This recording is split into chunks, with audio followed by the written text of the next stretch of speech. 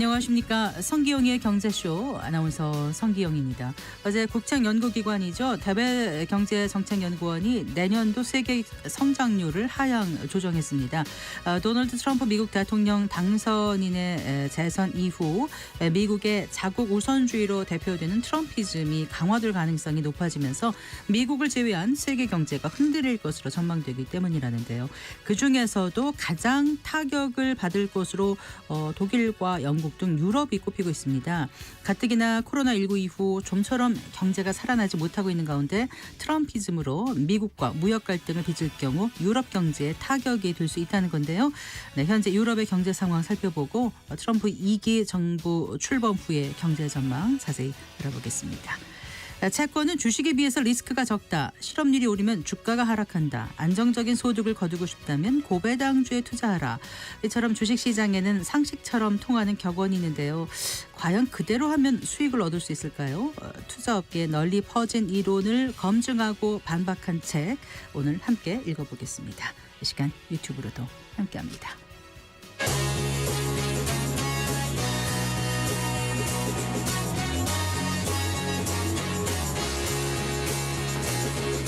경제 시야를 넓혀드립니다. 투자의 지름길을 안내합니다.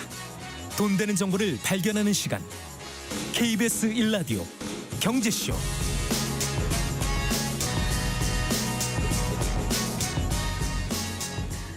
먼저 오늘의 주요 경제 뉴스 정리해드리겠습니다. 경제 뉴스 브리핑 손석구 경제평론가와 함께합니다. 어서 나오십시오. 안녕하십니까. 안녕하세요. 자, 미국이 우리나라를 환율 관찰 대상국으로 다시 지정했어요. 네. 지정에서 해제된 지 얼마 안 됐는데 그러니까요. 또 네. 바로 또 지정이 됐네요. 미국 재무부가 오늘 이제 2024년도 하반기 환율 보고서를 발표를 했고요. 여기에 보면 이제 우리나라를 포함해서 중국, 일본, 대만 등 7개 국가를 환율 관찰 대상국으로 지정을 했습니다. 네. 이제 우리는 2016년부터 7년 동안 환율 관찰 대상국이 계속 포함되다가 지난해 하반기부터 그리고 올해 상반기까지는 또 관찰 대상국에서 빠졌어요. 네. 그러다 이번에 다시 명단에 오르게 된 겁니다. 네. 조건이 있습니다. 미국은 교역 촉진법상에 3가지 조건 중에서 2가지를 해당할 경우에는 관찰 대상국에 지정이 되는데, 예를 들어서 1년 동안 대미 무역 흑자가 150억 달러 이상이냐, 또 하나는 국내 총생산의 3% 이상의 경상 흑자를 내고 있느냐, 네. 또 지난 1년간 GDP 2% 이상 또는 이상 그리고 8개월 이상 미 달러와 순매수를 했느냐, 이 3가지 요건을 보는데 우리나라 같은 경우는 대미 무역 흑자, 경상수지 흑자 이 2가지 요건이 충족을 했습니다. 네. 그래서 지난 1년간 경상수지 흑자 규모 GDP 3.7%에 달하고요.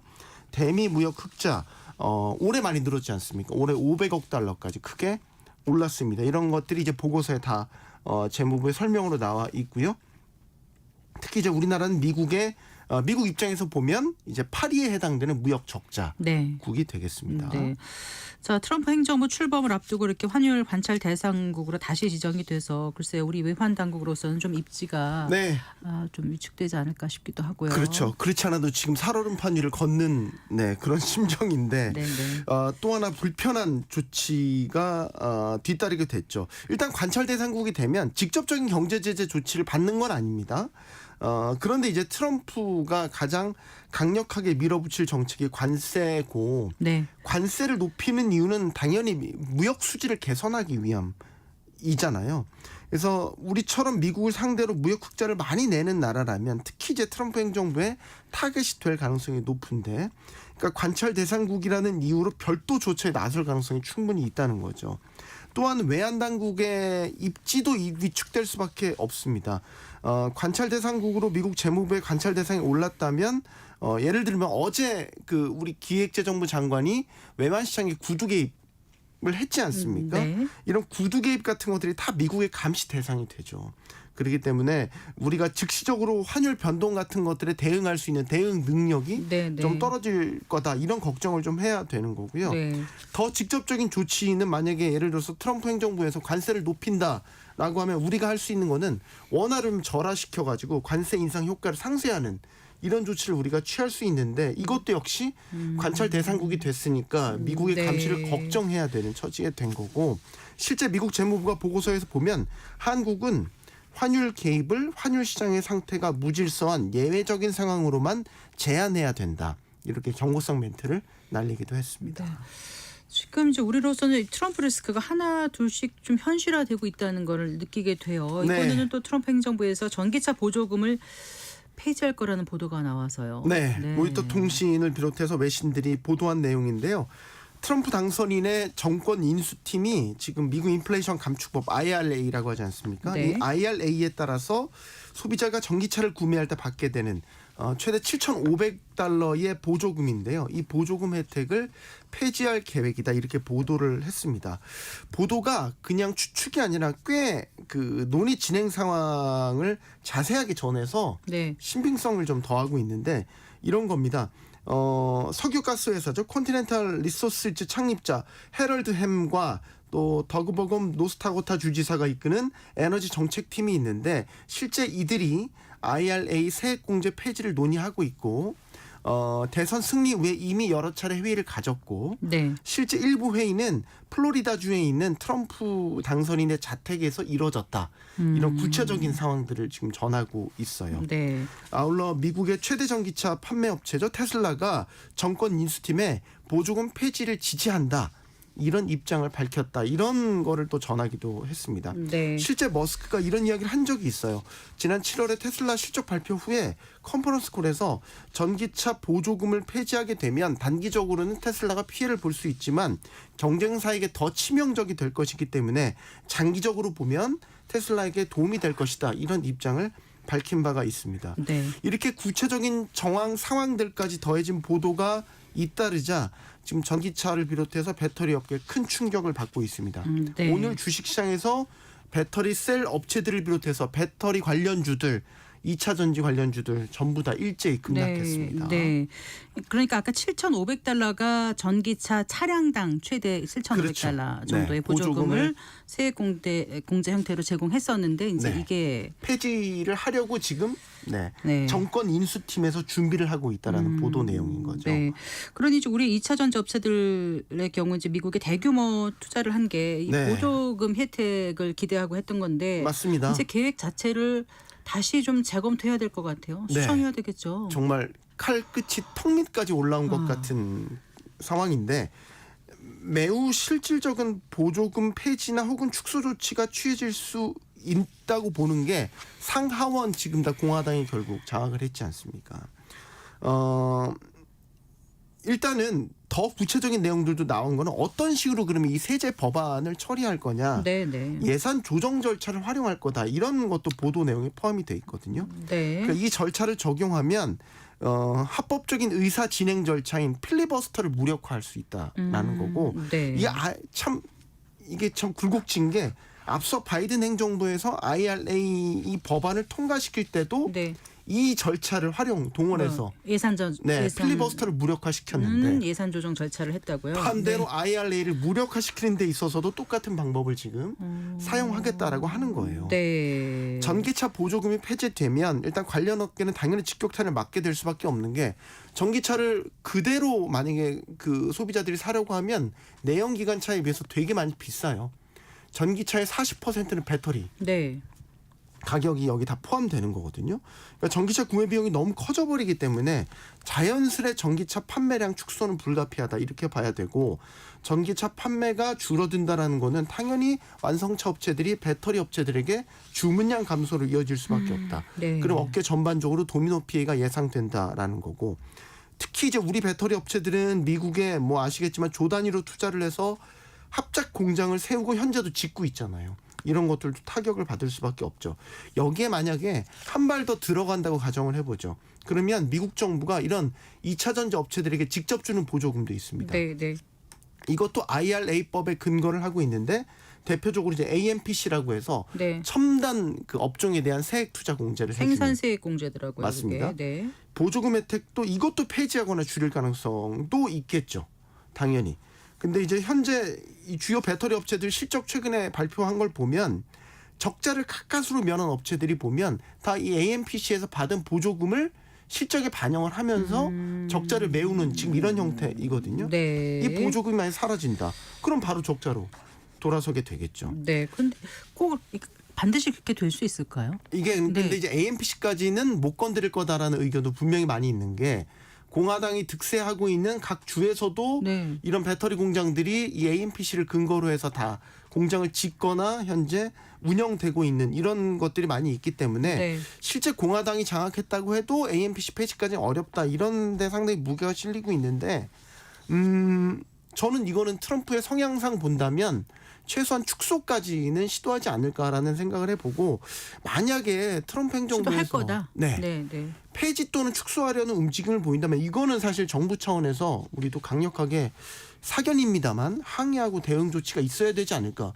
왜냐하면 바이든 행정부에서 그렇게 우리 배터리 업체들한테 소위 투자하라고 러브콜을 했게 해서 그러면 또 미국 직접 투자를 결정한 요인이기 때문에 네. 정부가 바뀌었다고 해서 이게 바뀌게 된다면 네. 어느 정부의 조치를 신뢰하고 따를 수가 있겠습니까? 근데 AMPC 폐지가 되면은 이제 여러 가지 주문량 감소로 이어지고 그러다 보면 미국 내 일자리도 좀 줄어들고 하니까 여러 가지 좀 고민이 있을 것 같아요. 따져보겠죠. 네. 일자리 감소가 더 피해가 클 거냐 아니면 보조금을 줄이면서 네. 뭐 정부 효율화위원회에 일론 머스크가 위원장으로 앉았다고 하는데 그게 더 나았겠냐 네. 계산기를 두드려보고 판단하겠지만 뭐 어쨌든 직접 투자를 진행하고 있는 우리 배터리 업체들로서는 상당히 지금 바람 위에 등불처럼 몸을 좀 사릴 수밖에 없는 그런 상황에 처해 있는 게 아닌가 싶습니다. 계속 좋지 않은 얘기만 하게 돼요. 이제 그 정부의 경기 판단 보고서가 나왔는데 네. 일단 낙관적인 기조에서 상당히 후퇴한 거라면서요. 네, 이제 경제 상황에 대한 정부의 종합적인 판단을 담는 경제 동향 그린북 10월호가 오늘 기획재정부에서 발표를 했는데 일단 요약 그 판단을 보면 이렇습니다. 최근 우리 경제는 물가 안정세가 확대되는 가운데 완만한 경기 회복세가 이어지고 있으나 대내외 여건 변화에 따른 불확실성이 존재한다. 이런 종합평가를 내렸거든요. 이제 기존 정부의 의견과 두 가지 달라진 점을 확인할 수 있는데 하나는 일단 6개월 동안 계속 써왔던 완만한 내수회복 조짐 이 표현을 뺐습니다. 네. 그러니까 여기에 내수회복 조짐이라는 표현을 뺐고 대신 완만한 경기회복세라는 표현으로 바꿨죠. 네. 이거는 이제 내수라는 좀 더 직접적인 부분을 뺐잖아요. 경기회복세라는 조금 더 종합적인 표현으로 바꿨지 않습니까? 이거는 경기 회복에 대한 낙관적인 기조가 좀 한 발 물러선 것으로 볼 수 있겠고요. 실제 최근 내수 지표가 부진했던 것도 반영된 것으로 보입니다. 소매 판매, 건설 투자 뭐 이런 것들이 대표적인 내수 지표인데 다 최근 지표들을 보면 전월 대비 감소를 했죠. 네. 또 하나의 변화는 이제 대내외 여건 변화에 따른 불확실성 이거를 이제 넣은 거죠. 이거는 뭐 최근에 중동 전쟁, 지정학적 리스크나 혹은 통상환경 변화 가능성 같은 불확실성이 증대됐다 이런 진단을 내린 건데 역시 트럼프 당선인에 대한 이야기를 또 할 수밖에 없는 건 도널드 트럼프 전 미국 대통령이 재집권하면서 이런 보호무역주의 확산에 따른 세계 경제 충격 우려를 반영한 것으로 보입니다. 네, 잘 들었습니다. 고맙습니다. 감사합니다. 경제뉴스 브리핑 손서구 경제평론가였습니다.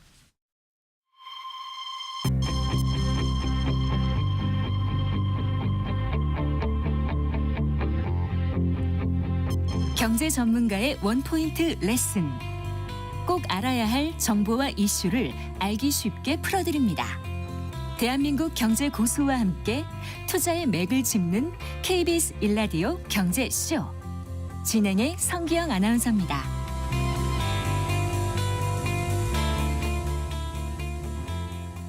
아, 4시 19분입니다. 최근 그 미국의 투자은행 골드만삭스가 아메리카 퍼스트 또 보호무역주의를 강조하는 트럼프 2기 출범이 확정되자 독일과 영국을 포함한 유럽 전역의 경제 성장 전망치를 일제히 하향 조정했습니다. 특히나 이 독일의 그 경제 성장 전망치를 보면 올해 겨우 마이너스를 탈출해서 9% 정도 기록할 것으로 전망했던 것을 0.5%로 하향 조정했는데요. 자, 이 트럼피즘이 유럽 경제에 어떤 영향을 미치게 될지 그리고 세계 경제 강국인 독일의 경제가 침체에서 벗어나지 못하는 이유가 무엇인지 오늘 자세히 알아보겠습니다. 대외경제정책연구원장을 지내신 김흥종 고려대학교 국제대학원 특임 교수 스튜디오에 모셨습니다. 반갑습니다. 네, 교수님. 반갑습니다. 안녕하세요. 네.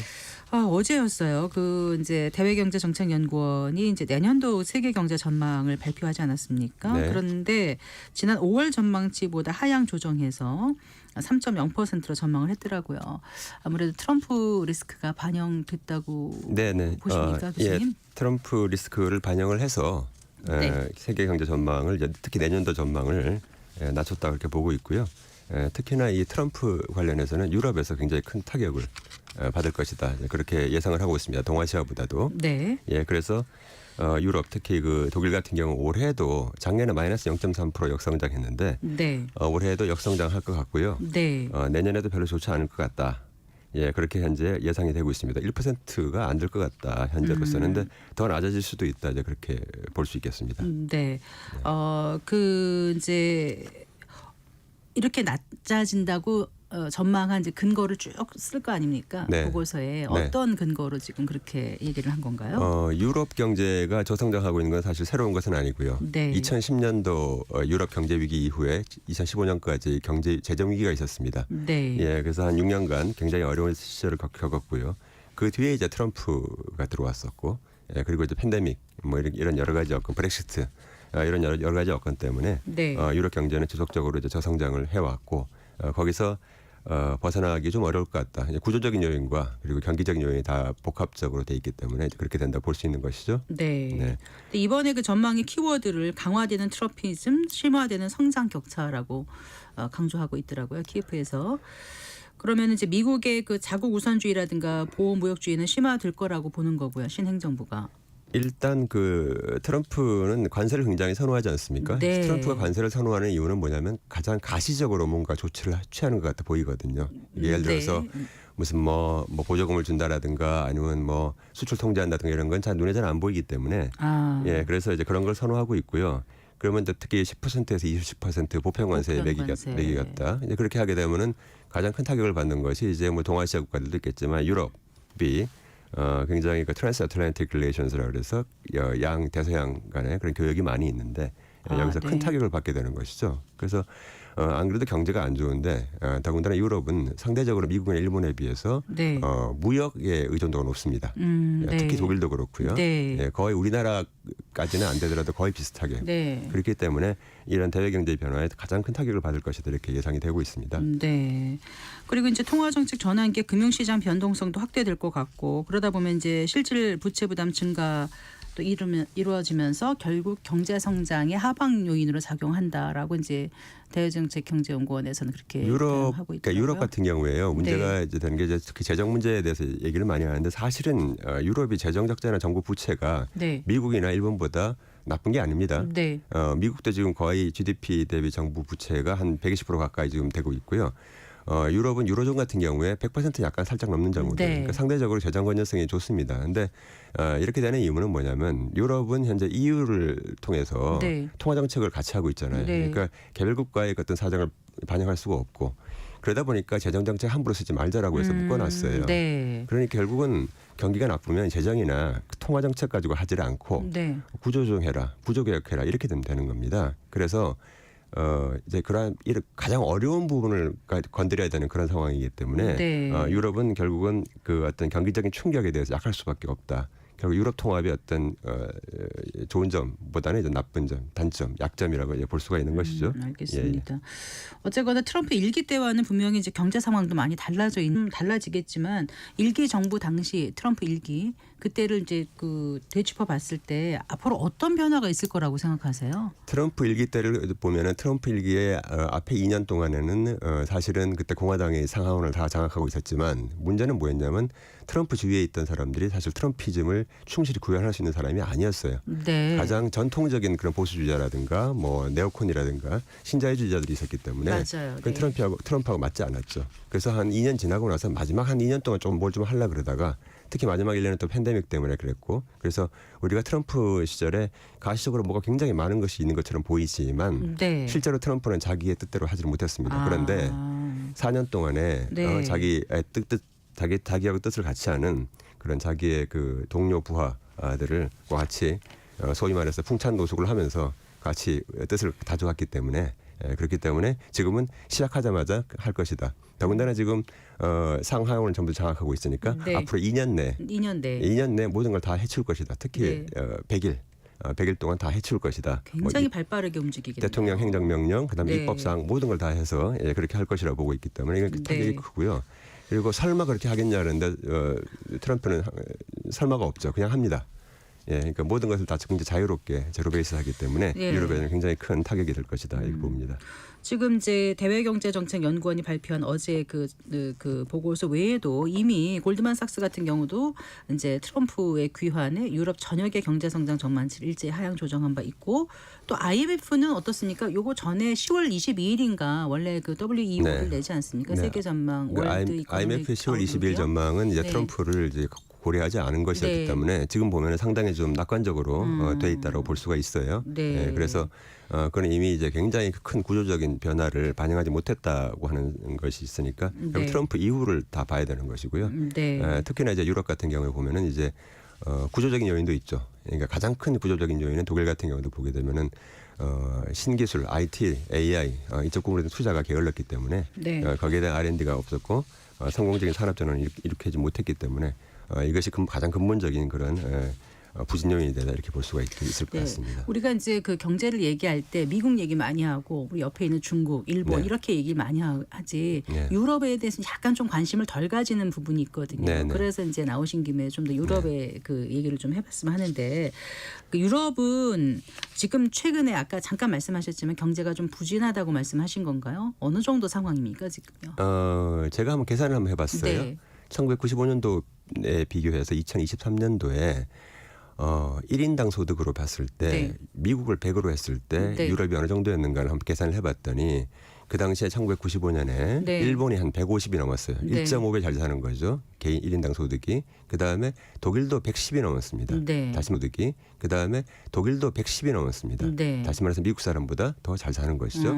프랑스는 거의 96 이러니까 거의 98 비슷비슷했고요. 다른 나라들도 다 90 얼마, 80 얼마 이 정도였기 때문에 별로 그렇게 차이가 안 났었는데 자 지금 어떻게 됐느냐. 2023년 기준으로 봤을 때 미국을 100으로 놨을 때 일본은 43 150이 43이 됐고요. 독일 같은 경우도 아까 111 뭐 이 정도였다 했죠. 전부 다 60몇. 그다음에 영국이라든가 프랑스는 다 50몇. 53, 54 다 이 정도입니다. 그러니까 상대적으로 유럽 경제가 엄청나게 크게 위축을 했고요. 이거는 상당히 큰 지각 변동을 가져오는 것이고 바로 이것이 미국이 대외 정책을 하는 데 있어서 굉장히 어려움을 가중시키는 요인도 됩니다. 왜냐하면 유럽의 힘이 약해지면 친구가 좀 잘 돼야죠. 그래야 좀 서로 같이 이렇게 목소리를 서로 낼 텐데 안 좋으니까 서로 둘 사이도 좀 사이가 나빠지고 그다음에 글로벌 사우스에 대해서 뭔가를 좀 얘기를 해야 되는데 글로벌 뭐에 대해서? 사우스에 대해서 그러니까 개도국 지금 글로벌 사우스가 굉장히 크죠. 그것도 잘 안 되고 있고 그다음에 유럽이 갖고 있던 중요한 역할 중에 하나가 뭐냐면 전 세계 글로벌 스탠더의 규제를 생산하는 지역이었습니다. 규제가 먼저 유럽이 먼저 얘기하고 그것을 가만히 보고 있다 미국이 거기에 동참하게 되면 그럼 글로벌 스탠다드가 확정이 되는 파리 협약이든 뭐 다 그렇습니다. 파리도 그리고 이제 WTO에 있었던 많은 무역 협약도 마찬가지입니다. 그렇게 되고 있는데 지금 현재 유럽이 그 산업이나 경제 자체로 보면 중국이 가장 녹색 탄소 중립 정책에 가장 준비가 돼 있지만 규제에 있어서는 전 현재 유럽이 가장 먼저 앞서나가고 있거든요. 규제에 나가고 있는데 지금 미국이 저렇게 트럼프 뒤로 가서 이렇게 되면은 굉장히 좀 어떤 규제, 녹색 정책에 대한 규제, 전 세계적 규제가 상당히 약화될 것이다. 그러니까 유럽 혼자 할 수 있겠느냐? 유럽 혼자는 못하죠. 그러니까 코로나 팬데믹 이후 특히 침체된 데서 벗어나지 못했다고 이렇게 최근에 단기적으로만 봐서 그런데 이미 90몇 년대부터 지금까지 쭉 추세적으로 한 20년, 30년인가요? 근데 이제 그동안 2008년, 미국을 100으로 놨을 때 많이 바뀌었네요. 2008년 지형이. 글로벌 경제 위기 이후부터 계속 유럽은 헤매고 있다 이렇게 보면 됩니다. 그 중에서 그 이제 유럽 경제 강국이자 이제 유럽 경제를 이끄는 독일 같은 경우에 아까 독일 잠깐 말씀하셨는데 지금 오히려 이제 유럽의 어떤 문제하다 좀 심하게 표현하면은 이전에 이제 독일 통일 후에 여러 가지 막대한 비용을 치르던 당시에 유럽의 뭐 병자다라고까지 표현이 있었는데 뭐 언론에서 하는 얘기고요. 그 표현인데 유럽의 병자라고 했던 건 1990년대 말에 2000년대 초반에 그때 그랬었고요. 지금 다시 이제 그런 얘기가 돌고 있는데 독일은 뭐 유럽 경제의 엔진이죠. 엔진 같은 곳인데 뭐 고령화도 빨리 되고 있고요. 뭐 그거는 그런데 다른 나라도 마찬가지니까요. 그리고 규제가 굉장히 많습니다. 환경 규제 굉장히 많고요. 네, 네. 예, 그리고 환경 규제 이외에도 원래 독일이라는 나라가 연방 국가죠. 네. 그러다 보니까 지역에 따라서 규제가 다른 것도 있고 막 이런 문제도 있고. 그래서 거기다 가장 큰 것은 아까 제가 앞서 말씀드린 대로 성공적인 산업 전환을 못했다. 예를 들어 우리나라와 성공적으로 산업 전환을 못했다. 네. 예를 들어서 우리나라하고 비교를 해본다면 자 IT 20여 년 전에 IT가 새로 될 때 그때 IT 플랫폼 기업이 유럽이 없지 않습니까? 지금 네. 다 구글에 다 잡혀 있고. 그러네요. 네. 예, 근데 우리나라는 어쨌든 뭐 좀 있습니다. 그다음에 이제 모바일 폰, 스마트폰이 나왔을 때도 네, 네. 역시나 마찬가지 유럽은 거기서 뒤졌습니다. 네. 경쟁에서 졌고 어쨌든 우리나라나 중국은 어쨌든 뭔가를 하고 있지 않습니까? 제품이 있습니다. 지금 와서 AI 시대로 넘어왔는데 네. 여기서도 현재 유럽이 제대로 된 기업이 없습니다. 자, 그런 바람에 앞으로 미래 산업에 있어서도 유럽이 과연 제대로 할 수 있을까 이거에 대한 상당한 의구심이 있는 것이 사실입니다. 그동안 독일 같은 경우 러시아에서 뭐 천연가스를 사가지고 잘 뭔가 만들어가지고 중국에 많이 내다 팔고 그러면서 많은 부를 잃었다.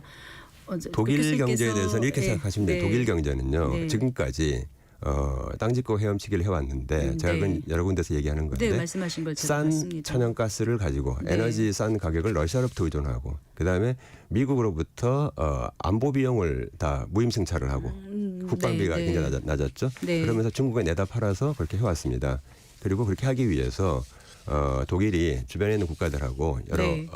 중부 유럽 국가들하고 같이 지역적인 협력, 분업을 통해서 그렇게 좋은 물건을 값싸게 만들어 왔거든요. 네. 그런데 그것이 모두가 다 끊어졌습니다.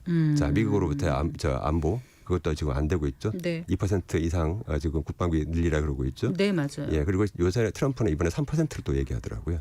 예, 그러니까 1기 때 2% 얘기했는데 이제는 또 3% 얘기하고 있고 네. 우리나라한테도 지금 3.5% 좀 하라고 얘기하고 있습니다. 근데 그뿐만 아니라 뭐 러시아 뭐 다 아시는 얘기고요. 네. 그다음에 중국도 좀 저렇게 헤매고 있으니까 아무래도 수입 수요가 적어지는 것이죠. 왜 AI와 반도체 같은 첨단 산업에 투자하거나 그러질 못했을까요? 제가 보기엔 독일이요? R&D 규모 자체가 유럽이 굉장히 적습니다. GDP 대비 R&D 규모 자체가 적고요. 우리나라하고 비교해 봤을 때 우리나라가 이스라엘 다음으로 굉장히 좋았고요. 작년에 네. R&D 삭감하기 전까지만 하더라도 그래서 굉장히 높은 수준에 대비해서 GDP 대비 R&D 비율이 낮았고요. 그다음에 네. 중요한 건 또 뭐냐면 분절화가 돼 있어요. 분절화. 이 네. EU의 R&D는요.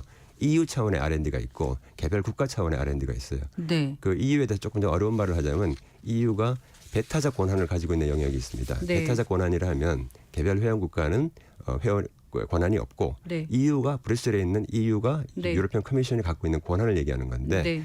R&D 같은 경우는 그 배타적 권한에 속해 있지 않아요. 그러면 회원국가 쉐어하거나 아니면 회원국을 서포팅을 해야 되는 그런 상황인데 네. 네. 그렇기 때문에 R&D가 다 분절화돼 있고 그리고 R&D는 굉장히 이게 그 규모가 중요하거든요. 네. 그러니까 GDP 대비 퍼센테이지보다 그러면 그걸 다 모아가지고 이렇게 집중적으로 지원해야 되는데 그런 면에서 심각한 문제가 있었다. 그래서 근데 네덜란드 같은 경우는 굉장히 그 ASML 같이 해서 반도체. ASML 하나 있죠. ASML 네. 같은 경우도 ASML의 기술은 결국 독일의 어떤 그 광학 기술과 몇 개를 다 조합을 해가지고 네. 그렇게 경쟁력 있는 걸 만들었는데 네. 그 장비 이외에 노광 장비 이외에 그 외 다른 소재 부품 장비에 있어서는 일본이 훨씬 더 경쟁력이 높고요. 네. 유럽 전체로 봤을 때 네. 상당히 좀 반도체에 관련된 장비에 있어서도 이렇게 사실 많은 건 아니다. 예, 그렇게 볼 수가 있죠. 네.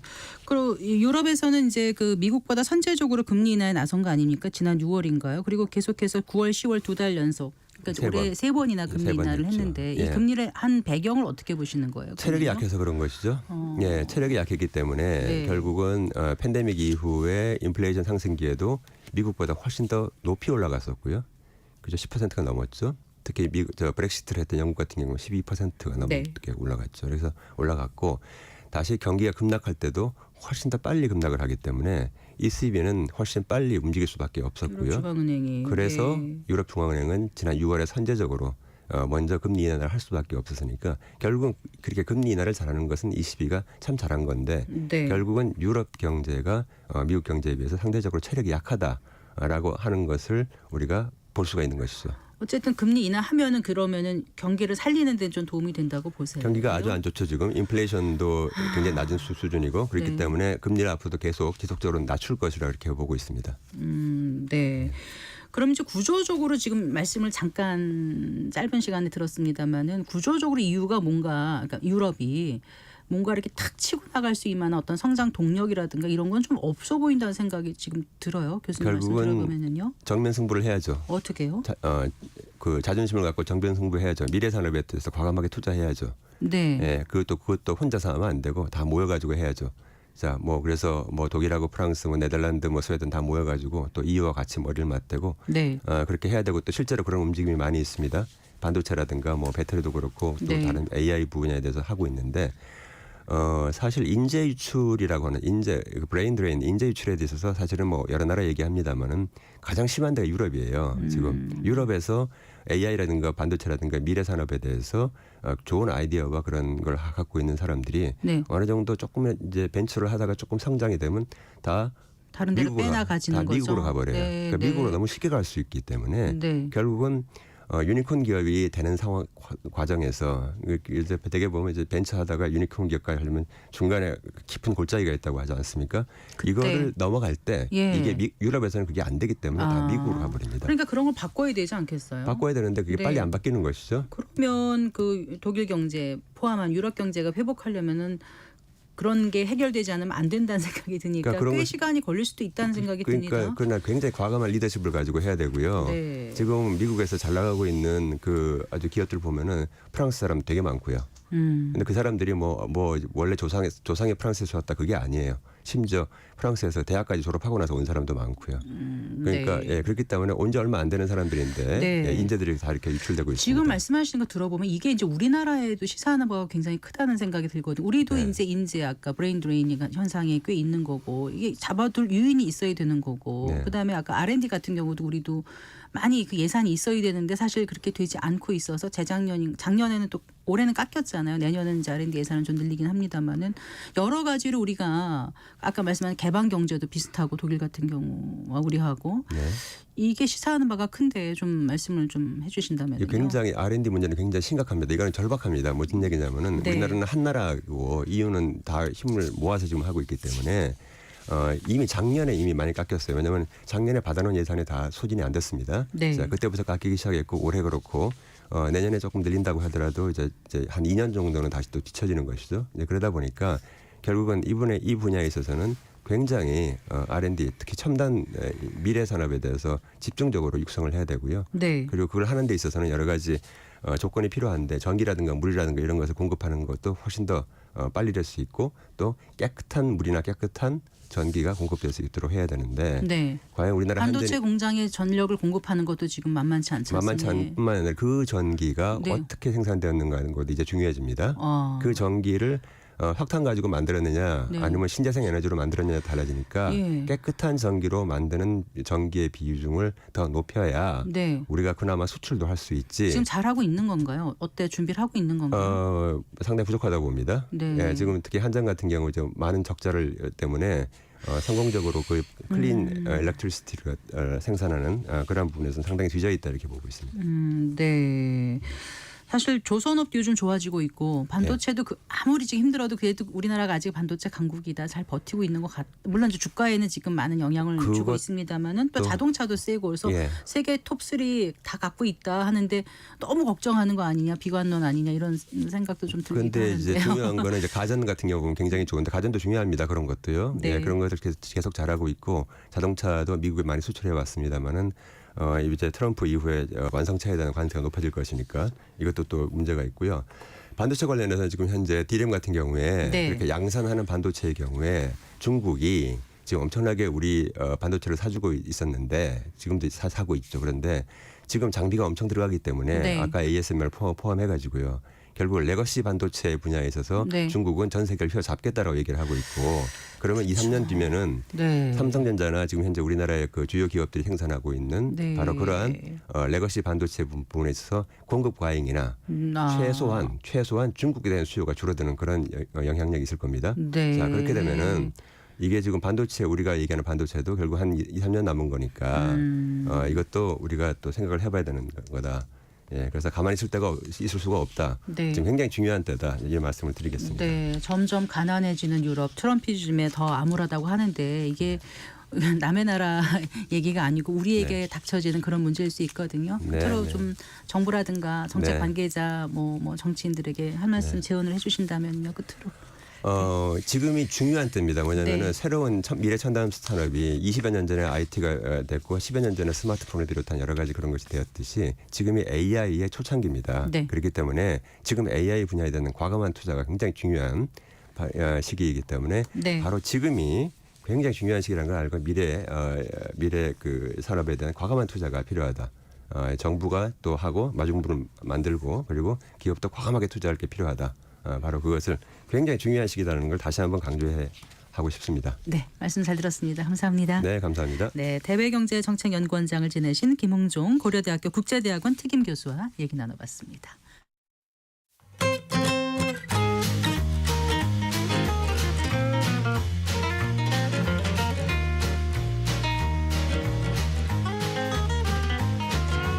경제 맛집 투자 핫플. 지금은 돈 벌기 딱 좋은 시간. KBS 1라디오 경제쇼.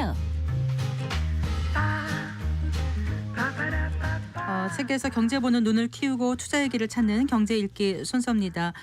실증적인 데이터로 주식시장의 잘못된 선입견을 지적하고 있는 주식시장의 17가지 미신 오늘 함께 읽어보겠습니다. 미래에셋 투자와 연금센터 이상관 센터장 함께하겠습니다. 어서 나오십시오. 네, 반갑습니다. 안녕하세요. 이 저자와 책에 대해서 먼저 좀 소개를 해주신다면요. 예, 그 저자도 유명한데 저자의 아버지가 더 유명합니다. 그 워렌 버핏이 자신의 투자 철학의 70%는 자신의 스승인 벤자민 그레이엄으로부터 배웠고 네. 30%는 필립 피셔로부터 배웠다.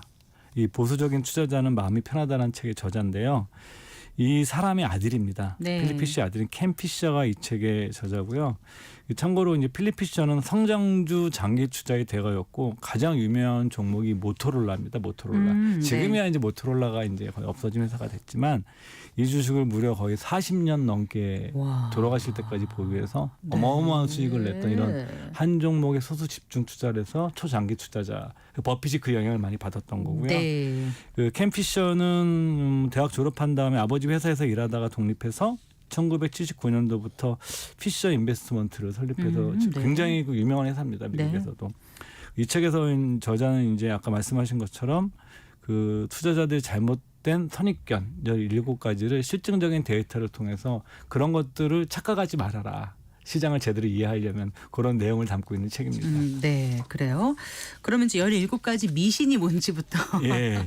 몇 가지만 어떤 게 있어요? 소개하면 다 뭐 하실 수는 없고요, 예를 이 들면 뭐 시간에. 채권은 뭐 주식보다 안전하다. 실업률과 주가의 관계. 뭐 실업률이 높아지면 주가는 떨어지는 거 아니냐. 경기 침체가 돼서 미국 부채는 주가와 어떤 관계가 있느냐. 그다음에 뉴스를 보고 투자하면 과연 돈을 벌 수 있을까. 달러 강세. 요즘 달러 강세잖아요. 네. 달러 강세와 주가는 어떤 관계가 있는가. 이런 주제 17가지를 뽑아가지고 그 하나하나 조목조목 데이터를 통해서 반박을 하고 있는 거죠. 예. 네, 그래요. 자, 그러면 일단 뭐 어느 얘기부터 해볼까요? 실업률과 주가의 관계. 예, 예. 네. 보통 우리가 실업률이 높아지면 경기가 침체가 돼서 주식시장이 안 좋다라고 해석을 하는데 네. 결론적으로 말씀드리면 이 책의 데이터를 통해서 보면 전혀 근거가 없는 얘기입니다. 그러니까 보통 이렇게 낮은 실업률이 경제에 무조건 좋은 것이다라고 생각하는데 그렇지 않다. 1928년부터 1970년까지 실업률과 경기 침체의 데이터를 소개하고 있는데 네. 경기 침체기에 실업률이 오르는 것이 아니라 오히려 침체가 끝난 다음에 실업률이 오른다는 거예요. 네. 우리는 보통 경기 침체기에 실업률이 높다라고 단정을 짓지만 우리가 보통 생각을 할 땐 그게 아니라 실제로 경기 침체가 끝난 다음에 실업률이 올랐고 네. 심지어 그동안 상당 기간 동안 이게 지속됐다는 거예요. 네. 네. 그래서 이제 이 저자는 실업률은 경기 침체의 신호가 전혀 아니다. 네. 둘째, 주식시장의 속성에 대한 이해가 필요한데 네. 이 주식시장은 사실은 경기 흐름을 알려주는 선행 지표 같은 거거든요. 미리 선반영해서 움직이는 그렇게 많이 거예요. 얘기하죠. 네. 그래서 뭐 그런 얘기를 하지 않습니까? 그 주식은 그 경제 체력을 비추는 선반영하는 거울이다 이런 표현도 쓰는데 여기서 1933년도부터 2009년까지 네. 실업률과 S&P 500 지수, 네. 미국을 대표하는 종합 지수죠. 이걸 두 개를 딱 비교를 해보게 되면 오히려 실업률이 높을 때에 높고 계속 상승하는 중에 주가가 오른 해가 더 많았습니다. 네. 그래서 이 저자는 실업률은 주가의 악재라는 것은 전혀 근거가 없다 데이터상. 그래서 우리가 어떻게 해석해야 되냐면 실업률은 오히려 경기 침체가 끝나기 전이나 끝나고 나서 더 많이 오르는 거고 그리고 또 경기 침체를 나타내는 것은 실업률이 아니라 기업들의 투자다. 네. 기업들의 투자가 많이 이루어지지 않을 때 오히려 그게 경기 침체가 된다. 그러니까 실업률과 경기 침체 주가의 관계는 전혀 상관관계가 별로 없다. 이런 얘기를 하고 있는 거죠. 네. 이 책의 부제가 주식시장의 17가지 미신의 부제가 왜 대다수의 투자자는 시장에서 돈을 잃는다.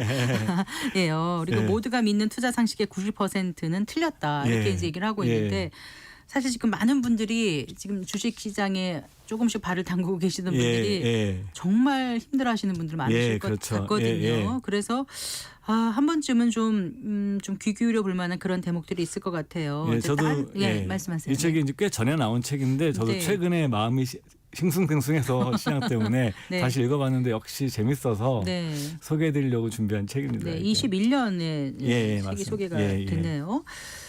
그럼 아까 말씀하신 게 그 뭐죠? 달러와 달러 강세. 강세와 주가는 예. 어떤 지금 영향이 현재 있을까? 미국이 달러도 강하고 주가도 많이 강하지 않습니까? 네. 그러니까 달러가 강하면 주가가 오른다고 생각하기 쉬운데 이것도 전혀 데이터를 보면 근거가 없는 얘기다. 그래서 1971년도부터 2011년도까지의 데이터를 활용합니다. 네. 왜 1971년도냐면 이때가 고정 환율제에서 네. 변동 환율제로 네. 세계 환율 시스템이 근본적으로 변했던 시기예요. 그러니까 그 이후부터 보는 게 더 정확하다라고 저자는 얘기를 하면서 얘기를 하는데 먼저 이제 환율과 주가의 관계를 보는 거예요. 그럼 먼저 어떤 거냐면 이 기간이 40년간의 기간이거든요. 네. 71년부터 2011년도까지니까 40년간인데 먼저 환율이 상승했던 시기가 40년 중에서 17년이 환율이 상승했었어요. 환율이 상승했는데 주가도 올랐어요 그때? 그때 17년간은. 17년간은. 근데 문제는 15년간은 환율이 하락했는데 그때도 주가가 올랐어요. 40년 중에서 7년이 이제 1년 2년 따지면 17개년이죠. 네. 17개년이 환율이 올랐던 시기였는데 같이 올랐고. 네. 근데 반대로 15개년 그중에 15개년도는 환율이 하락했는데 하락했는데도 또 주가가 오른 거죠. 그리고요. 또 반대로 이제 환율 하락해도 이런 현상이 나타나는 거예요. 네. 그러니까 그 환율이 하락했던 4개년도에도 주가가 오른 적이 있었고 환율이 상승한. 이게 잘못된 겁니다. 환율이 네. 하락했던 거예요. 네, 예, 네. 하락했던 시기. 미국 달러 기준입니다. 이게. 네. 그다음에 하락한 5년도에는 주가가 또 하락했으니까 일관된 데이터가 전혀 없는 거예요. 그렇지 않습니까? 보통 네. 이게 어떤 경향성이 보여야 되는데 네. 전부 다 경향성이 하나도 없다. 또 저자가 하는 얘기는 뭐냐면 환율이 상승하느냐 하락하느냐는 동전 전지기와 똑같다. 거의 영향이 없고 그래서 저자가 얘기하는 것은 뭐냐면 달러 강세냐 약세냐를 가지고 주식시장의 주가를 전망하는 것은 전혀 일관성도 없고 동전 던지는 똑같은 거기 때문에 전혀 참고할 가치가 없다라고 딱 얘기를 하고 있습니다. 그렇군요. 예. 네, 그래요. 요즘 이제 그 주식 관련 정보가 뭐 무차별적으로 쏟아지고 있지 않습니까? 그렇죠. 거기서 어느 거를 이제 그 채택을 하려는지는 자기의 선택이기도 하지만 또 예. 한편으로는 잘못 선택을 해가지고 아주 낭패를 보는 수도 있을 텐데. 예. 그러니까 정보를 잘 걸러서 우리가 받아들여야 되지 않겠습니까? 예, 맞습니다. 여기에 예. 대한 조언이 있을까 궁금해요. 예, 여러 가지가 있는데 제가 세 가지만 좀 골라갖고 왔는데요. 네. 첫 번째로는 뉴스에 의존해서 투자 결정을 절대로 해서는 안 된다. 네? 왜냐하면 예. 예, 뉴스는 이미 발생한 사건을 다루는데 네. 반면에 주식은 미래를 다루는 것이다. 그러니까 미디어가 이미 어떤 사건을 보도했다면 네. 그 사건에 대응해서 내가 주식을 매매하는 것은 이미 끝난 일이다. 네. 불가능하다고 얘기를 하는 겁니다. 두 번째는 기자의 견해는 무시하고 데이터만 적절한 맥락에서 이해해야 된다. 네. 데이터만 봐라. 왜냐하면 미디어란 존재 자체가 사람들의 관심을 끌어내야 되는 거지 않습니까? 그러다 보니까 사람들이 주목할 만한 스토리나 사건에 집중하는 경향이 있다. 데이터가 아니라. 네. 그러면서 쓴 표현이 매우 재밌습니다. 머릿속으로 형용사와 부사들은 지우고 핵심과 무관한 일화, 스토리도 무시하면서 단지 사실만 데이터에 근거해서 보는 습관을 들여야 된다. 자, 형용사와 부사는 지운다는 게 무슨 뜻이었어요? 이런 얘기가 그러니까 뭐냐면 어떤 기자의 관점이 개입되어 있는 거죠. 그러니까 네. 기자가 뭐 요즘 같은 삼성전자가 막 폭락을 하게 되면 네. 삼성전자가 퍼진 그 사건 자체에만 계속 그 몰입해서 보도가 되잖아요. 그 배후에 있는 어떤 데이터나 이런 것들에 대해서는 거의 보도가 안 되거든요. 그렇기 때문에 이런 현상을 볼 때 어떤 그 스토리나 그 현상보다도 데이터를 자꾸 보려는 노력을 해야 된다. 그 네. 이면에 있는 이런 얘기를 하고 있는 거죠. 투자자들 절망, 개미들 패닉 뭐 이렇게 이런 거를 보는 게 아니라 그쵸. 네, 실제로 이제 삼성전자의 실적이 어떤지 그렇죠. 지금 제대로 그 언론에 그러니까 예. 발표했던 게 제대로 맞는 양산이 건지, 되고 있는 건지 그렇지. 뭐 여러 가지 그런 걸 좀 봐야 되지. 그런 걸 실증적으로 확인하려는 노력을 실증적으로 해야 된다라는 거죠. 예. 해야 되는 거죠. 예, 그다음에 네. 세 번째 정치적인 견해에 얽매이지 말아라. 그 이념이 뚜렷한 사람들도 많고 자신의 의견과 부합되는 정보에만 반응하는 사람들이 많습니다. 이것은 뭐냐면은 자연스러운 인간의 본성이에요. 우리가 심리적 편향을 다루는 그 개념 중에 인지 부조화 이론이라는 게 있습니다. 네. 내가 생각하는 정보와 다르게 오면 그걸 틀렸다고 해석을 해요. 불편해하는 거예요. 아는 거, 내가 알고 있는 맞습니다. 거를 편하게 네. 생각하죠. 네. 근데 그 투자의 세계에서는 굉장히 잘못된 거라고. 투자의 세계에서는 정치적 이념마저 하나의 편견에 불과한 것이다. 제가 얼마 전에 이제 찰리 먼거 그 네, 작고한 작고한, 네. 100세 못 채우시고 99세에 돌아가셨죠. 워렌 버핏 책을 유일하게 한 권이 나왔는데 네. 드디어 국내에서 번역돼서 나왔어요. 뭐예요? 찰리 먼거의 찰리의 가난한 영감이라는 책입니다. 찰리의 가난한 영감. 제가 한번 시간 될 때 한번 소개해드릴 텐데 네. 저는 그 책을 읽으면서 저도 이 두 사람의 견해가 똑같아요.